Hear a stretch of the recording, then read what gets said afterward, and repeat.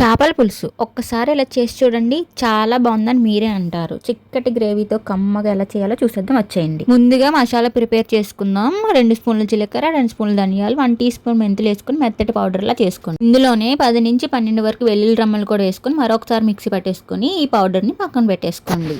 ఇప్పుడు పెద్ద ముక్కలుగా కట్ చేసుకున్న ఆనియన్స్ కూడా వేసుకుని ఇలా బరకగా మాత్రమే మిక్సీ పట్టుకుని పక్కన పెట్టుకోండి. ఇప్పుడు 4 టేబుల్ స్పూన్ వరకు ఆయిల్ వేసుకుని 5 నుంచి 6 పచ్చిమిర్చి, గుప్పుడు కరివేపాకు కూడా వేసుకుని మనం మిక్సీ పట్టుకుని ఆనియన్ పేస్ట్ కూడా వేసుకుని గోల్డెన్ బ్రౌన్ కలర్ వచ్చే వరకు కూడా ఫ్రై చేయండి. ఇలా ఫ్రై అయిన ఆనియన్స్ లో చిన్న చిన్న ముక్కలుగా కట్ చేసుకున్న 2 టమాటాలు కూడా వేసుకుని మరొకసారి కలిపేసుకుని చిటికెడు పసుపు, రుచికి తగినంత ఉప్పు, 2 నుంచి 3 స్పూన్ల వరకు కారం వేసి 2 నిమిషాలు ఫ్రై చేసి మనం మిక్సీ పట్టుకున్న పౌడర్ కూడా వేసుకొని మరో 2 నిమిషాలు ఫ్రై చేయండి. చూడండి, ఇలా ఆయిల్ పైకి తేలినప్పుడు చిక్కటి చింతపండు గుజ్జు కూడా వేసేసుకొని 250 ml వాటర్ కూడా పోసుకొని ఈ స్టేజ్ లో ఉప్పు, కారం, పులిపని కరెక్ట్ గా సరిపోయి లేదు ఒకసారి చూసేసుకొని మూత పెట్టేసుకుని పులుసుని బాగా మరగనివ్వండి. చూడండి, ఇలా మరుగుతున్న పులుసులో మనం క్లీన్ చేసి పెట్టుకున్న ఫిష్ ముక్కల్ని ఒక్కొక్కటిగా నిదానంగా వేసేసుకోండి. ఇప్పుడు మీడియం ఫ్లేమ్ లో ఒక 10 మినిట్స్ వరకు ఉడికించుకొని తర్వాత మూత పెట్టేసుకొని ఒక 15 మినిట్స్ వరకు కదపకుండా ఇలా కుదించుకుంటూ మాత్రమే ఒక 50 మినిట్స్ వరకు కూడా ఉడికించుకోండి. చివరిలో కొంచెం కొత్తిమీర వేసుకుంటే గుమగుమలాడే చేపల పులుసు రెడీ అయిపోయినట్టే. గుర్తుపెట్టుకోండి, చేపల కూరకి